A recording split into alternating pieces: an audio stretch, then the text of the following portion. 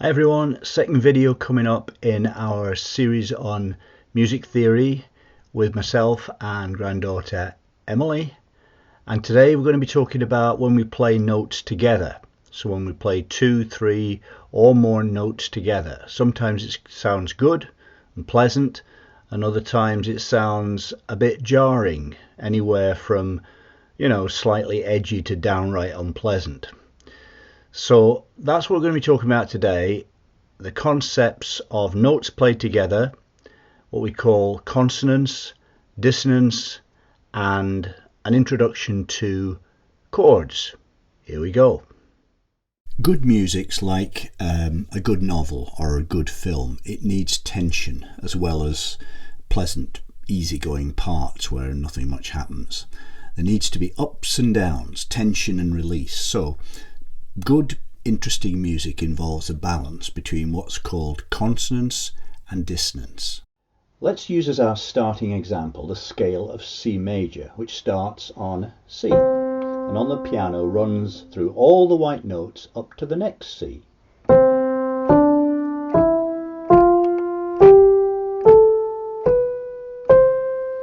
As you might expect, the C's at either end are going to sound fine together.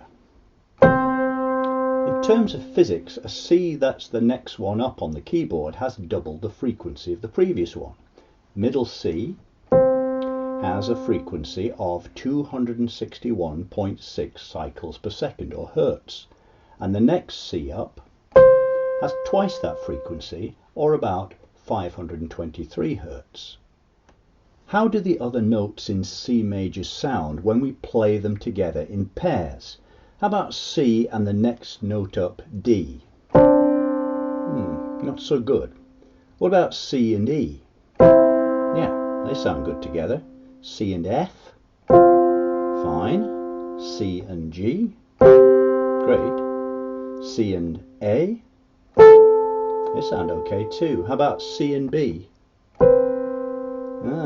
Again, a bit jarring. And that brings us to the unison pair C and C, which we know is bound to be consonant. So, of the 7 notes in the scale, the first and second notes, C and D, and the first and 7th notes, C and B, seem to go least well together. They're said to be dissonant intervals. The rest are consonant in that they sound fine together, but musicians make a distinction when it comes to consonant intervals. They say that the first and the 4th and the first and the 5th, in the case of C major that's C and F and C and G, are perfect consonances, whereas the first and the 3rd and the first and the 6th are imperfect consonances. You don't need to worry about why they make this distinction at this stage. We'll come back to explain it in a later video. Like any subject, music has its own vocabulary, which eventually you have to get used to.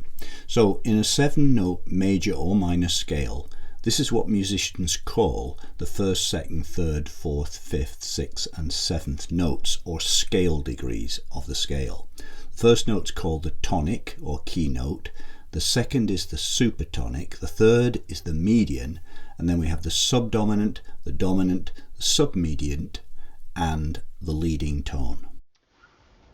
A chord is just a combination of different notes. It may consist of just 2 notes, or it may contain 3 or more notes played simultaneously. The most fundamental chord in a major or minor scale is the triad. It consists of the tonic, the 3rd and the 5th. So in the key of C, and by the way, when I say key, I mean the particular scale around which a piece of music revolves, the C major triad is C, E, G. C is the tonic, E is the major 3rd, and G is the perfect 5th. If we drop the E by a semitone or half tone, we get the C minor triad, consisting of the tonic, C, the minor 3rd or E flat, and the perfect 5th again, G. Notice I call the middle note E flat. That's because it's the note that's a half step lower than E. I could have called it D sharp, the note that's a semitone up from D, There's a reason I call it E flat in this context, but we'll get back to the naming of sharps and flats in a future video. It's easy to play the major and minor triad starting on any note. Starting on D, the chord of D major, or the D major triad, consists of the notes D, F sharp and A. Because D is the tonic, F sharp is the major third in the key of D, and A is the fifth. The chord of D minor is the same, except we play F, the minor third, instead of F sharp. It's surprising how that slight change in just one note of the chord affects the sound.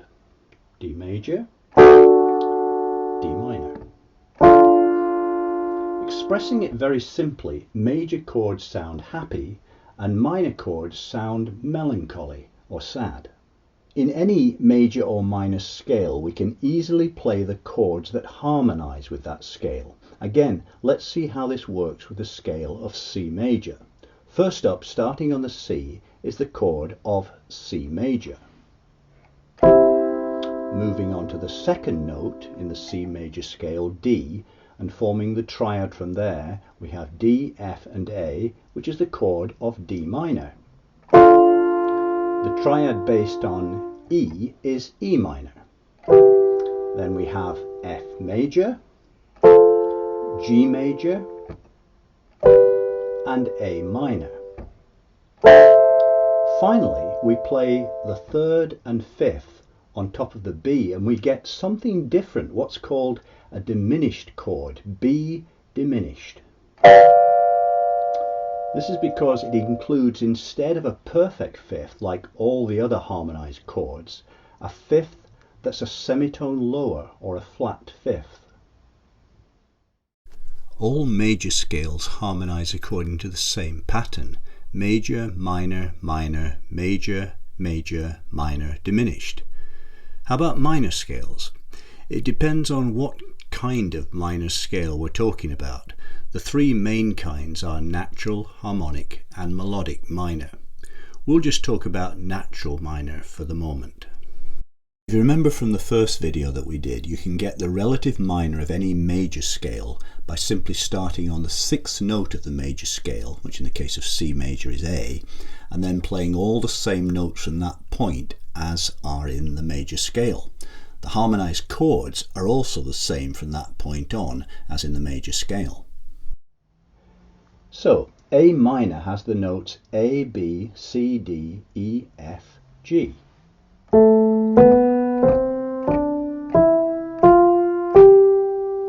And the harmonized chords, A minor, B diminished, C major, D major,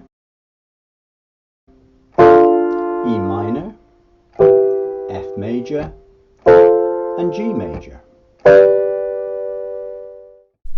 The same pattern applies to every natural minor scale. The harmonized chords are minor, diminished, major, minor, minor, major, and major. Next time we'll take these ideas further and look at how we can add colour to chords by including extra notes that aren't in the basic major and minor triads. Thanks for watching. Don't forget to subscribe, and Em and I'll see you again soon for more adventures in music theory.